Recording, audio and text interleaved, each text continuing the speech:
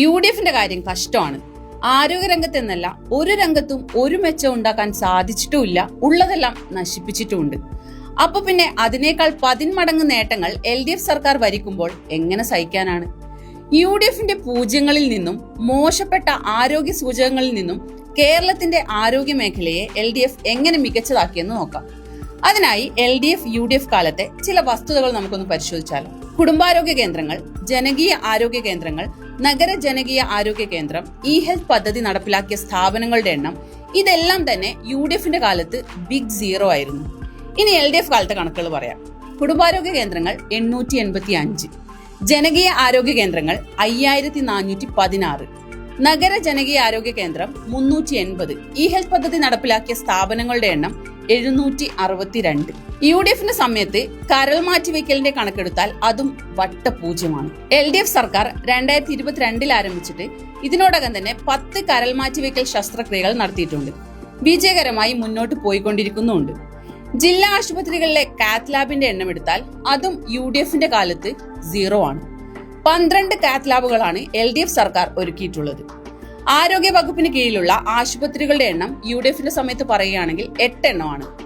LDFിന്റെ കാലത്ത് ഇത് 107 എണ്ണമാണ്. സൗജന്യ ചികിത്സാ പദ്ധതി UDFിന്റെ സമയത്ത് ഒരു വർഷത്തേക്ക് 30,000 രൂപയാണ് ഒരു കുടുംബത്തിന് കൊടുത്തുകൊണ്ടിരുന്നത്. LDFിന്റെ കാലത്ത് ഒരു വർഷത്തേക്ക് 5 ലക്ഷം രൂപ. മാതൃമരണ നിരക്ക് നോക്കാം. 1 ലക്ഷം കുഞ്ഞുങ്ങൾ ജനിക്കുമ്പോൾ മരിക്കുന്ന അമ്മമാരുടെ എണ്ണം എന്ന കണക്കിലാണിത്. 2015-16 അതായത് UDFിന്റെ സമയത്ത് 43 ആയിരുന്നു.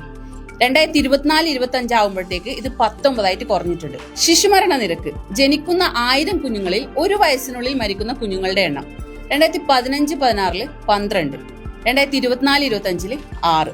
നവജാത ശിശുമരണ നിരക്ക് 1000 കുഞ്ഞുങ്ങൾ ജനിക്കുമ്പോഴുള്ള കണക്കെടുക്കുമ്പോൾ മരിക്കുന്ന കുഞ്ഞുങ്ങളുടെ എണ്ണം 2015-16 6, 2024-25 4. ഇനി ഒരു വർഷം സൗജന്യ ചികിത്സക്കായി സർക്കാർ ചെലവഴിക്കുന്നത് ശരാശരി എത്ര രൂപയായിരിക്കും? LDFിന്റെ കാലത്ത് അതായത് 2024-25 കണക്കെടുത്ത് നോക്കിയാൽ 1498.5 കോടി. UDFിന്റെ കാലത്ത് 2015-16 114 കോടിയായിരുന്നു കൊടുത്തുകൊണ്ടിരുന്നത്. LDFിന്റെ കാലത്ത് 42.5 ലക്ഷം കുടുംബങ്ങളാണ് സൗജന്യ ചികിത്സാ പദ്ധതിയിൽ ഉൾപ്പെട്ടിട്ടുള്ളവർ. UDFിന്റെ കാലത്ത് ഇത് 28 ലക്ഷമായിരുന്നു. ഇനി സാധാരണ ജനങ്ങൾക്ക് ഉണ്ടാവുന്ന ചികിത്സാ ചെലവിന്റെ കാര്യം പറയാം.